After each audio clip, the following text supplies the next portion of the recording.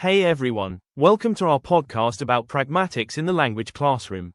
Today we're diving into a topic that separates textbook English from real-world English, pragmatics. For a long time, we thought teaching lexis and grammar was enough, but as Himes and others pointed out, true communicative competence is much broader.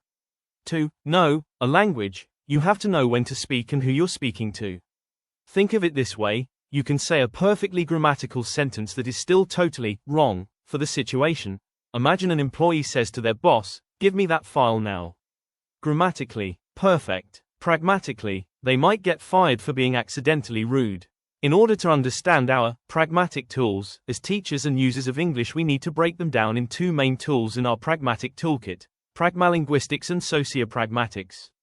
On the one hand, pragmalinguistics is the menu of language options you have to get a job done.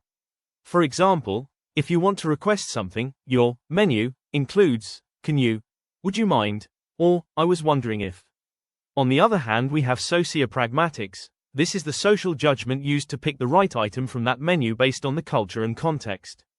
Example, you wouldn't use the same menu item to ask your best friend for a pencil as you would to ask a stranger to move their car.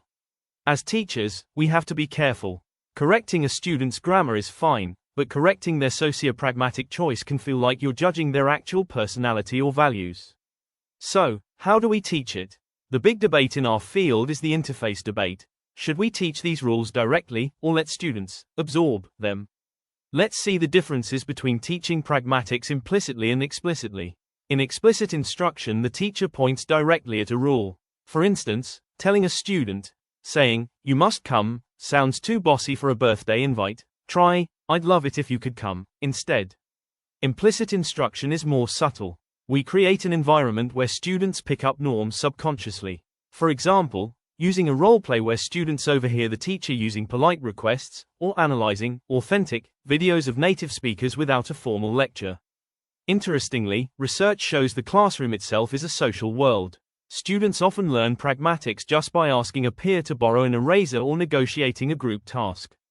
So, to recap, while most textbooks still focus on micro-level grammar, our job is to bring in that macro-level appropriateness. Whether you teach it directly or through immersion, remember, we aren't just teaching verbs, we're teaching people how to connect. Next step for you, in your next class, try examples of implicit and explicit teaching of expressions at the macro level of appropriateness in the classroom. It's a simple way to show them that the use of English goes beyond grammar. Thanks for listening.